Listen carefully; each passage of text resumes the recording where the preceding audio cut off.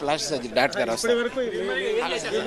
అంటే సార్కి సూచరు అదే కొద్దిగా డీప్గా కట్ అయింది, అది నీట్గా క్లీన్ చేసి సూచర్లు వేయడం జరిగింది. ప్లాస్టిక్ సర్జన్ చేశారు. అది ప్లాస్టిక్ సర్జన్స్ చేశారు. Thank you. అంటే ఒక్క నిమిషం అదే ప్లాస్టిక్ సర్జన్ వస్తారు, చెప్దాం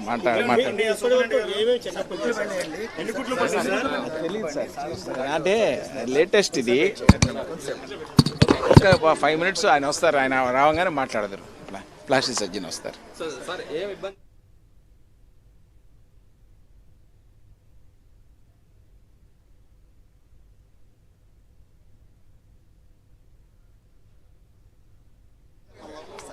వైఎస్ జగన్మోహన్ రెడ్డికి సంబంధించి ఆ వైద్య పరీక్షలు కూడా పూర్తి చేశారు. సో వైద్య పరీక్షలు పూర్తి చేసిన తర్వాత డీప్గా ఆ ఇంజ్యూర్ అయినట్టు అంటే గాయం అయింది కాబట్టి దాన్ని డీప్ క్లీనింగ్ చేసిన తర్వాత ప్లాస్టిక్ సర్జన్ తీసుకున్నటువంటి కొన్ని ఆ ప్రికాషన్స్ ఆయన వైద్య సేవలు అందించారు. ఆ మేరకు ఇప్పుడు ముఖ్యమంత్రి వైఎస్ జగన్మోహన్ వైద్య సేవలు అందించి చెప్తా ఉన్నారు. ఇంకా వైద్యులు పూర్తి స్థాయి ఇంకా రిపోర్ట్స్ వైద్యులు కూడా పూర్తి ప్రకటన చేయాల్సిన అవసరం ఉంది. సో వైద్య ఆరోగ్య శాఖకు సంబంధించినటువంటి అధికారులు కానీ వైద్యులు కానీ పూర్తిగా ముఖ్యమంత్రి వైఎస్ జగన్మోహన్ రెడ్డికి జరిగినటువంటి గాయం ఏ విధంగా జరిగింది, దాని తీవ్రత, వాటన్నిటిని కూడా పరిశీలించి దానికి తగ్గట్టుగా ముఖ్యమంత్రి వైఎస్ జగన్మోహన్ రెడ్డికి సూచనలు వైద్య సేవలు అందించారు. సో మనతో వైద్యులు వస్తూ ఉన్నారు. సో వైద్యులతో మాట్లాడే ప్రయత్నం చేద్దాం.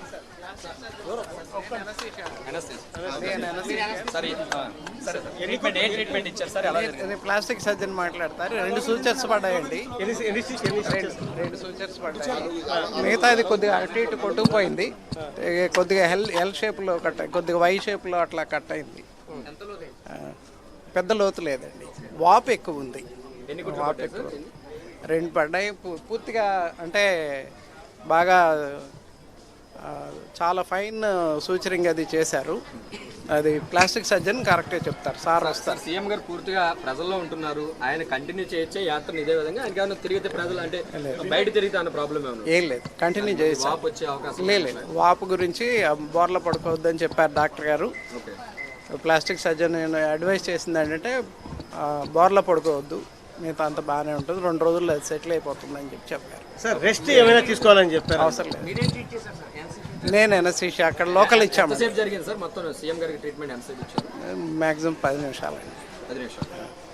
సో అంతా ఆల్రెడీ ఏం ప్రాబ్లం ఏం లేదు. ఏం లేదు. ఏం లేదు. Thank you.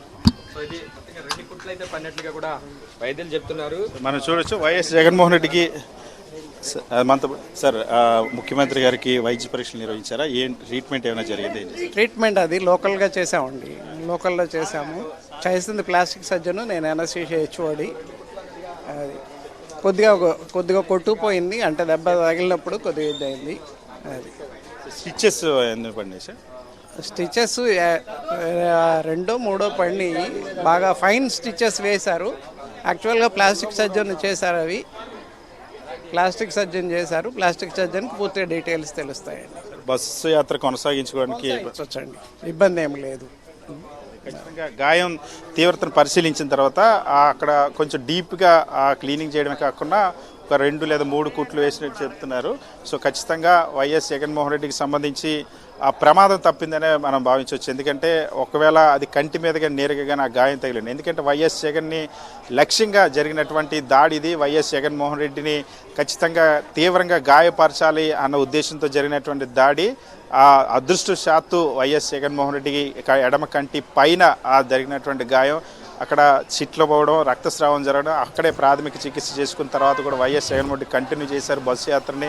దాదాపుగా 4 గంటల పాటు కూడా బస్సు యాత్రను కంటిన్యూ చేసి 4 గంటల పాటు ఆ బస్సు యాత్రను కొనసాగించారు. బస్సు యాత్ర కొనసాగిన తర్వాత వైఎస్ జగన్మోహన్ రెడ్డి ఈరోజు ఆ షెడ్యూల్ మొత్తం పూర్తి చేసి, ఎందుకంటే అప్పటికే వైఎస్ జగన్మోహన్ రెడ్డి కోసం ఎదురు చూస్తున్నటువంటి పరిస్థితి, వేలాది మంది దారి పొడవునా కూడా.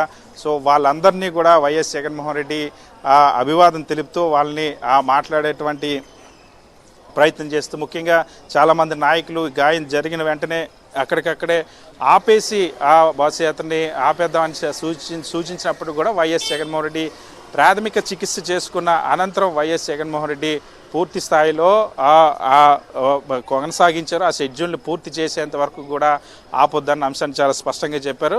సో అక్కడి నుండి కూడా దాడి జరిగినటువంటి ప్రాంతం నుండి కూడా తర్వాత కూడా కండ్రిక, రామవరపాడు, ప్రసాదంపాడు, ఎనికేపాడు ఈ ప్రాంతాల్లో మీదుగా కేసరపల్లి వరకు వైఎస్ జగన్మోహన్ రెడ్డి బస్సు యాత్రను కొనసాగించారు. అయితే బస్సు ఈ ఘటన జరిగిన తర్వాత ఒక్కసారిగా అంత నిర్ఘాంతపోయిన పరిస్థితి. ముఖ్యమంత్రి వైఎస్ జగన్మోహన్ రెడ్డితో పాటు ఉన్న వాళ్ళు కానీ ఆ తర్వాత అక్కడ ఉన్నటువంటి ప్రజాప్రతినిధులు, ఈ జిల్లాకు సంబంధించిన నాయకులు అప్పటికి దాదాపుగా 3.5 గంటల పాటు వైఎస్ జగన్మోహన్ రెడ్డి 4:30 నుండి 7:30 వరకు కూడా ఎక్కడైతే విజయవాడ నగరంలోకి ఎంటర్ అయిందో, వారం దాటి విజయవాడ నగరంలోకి ఎంటర్ అయిన తర్వాత సాయిబాబా గుడి దగ్గర నుండి మొదలయ్యి బందర్ రోడ్డు మీదుగా సాగుతున్న క్రమంలో వైఎస్ జగన్మోహన్ రెడ్డి బస్సు పైకి ఎక్కినప్పటి నుండి దాదాపు 3 గంటల పాటు కూడా ఎక్కడ కూడా విరామం లేకుండా వైఎస్ జగన్మోహన్ రెడ్డి బస్సు దిగాల్సినటువంటి పరిస్థితి లేదు. ఎందుకంటే పూర్తి స్థాయిలో జనం వైఎస్ జగన్మోహన్ రెడ్డి వెంటనే రావడం, జగన్మోహన్ రెడ్డితో పాటుగా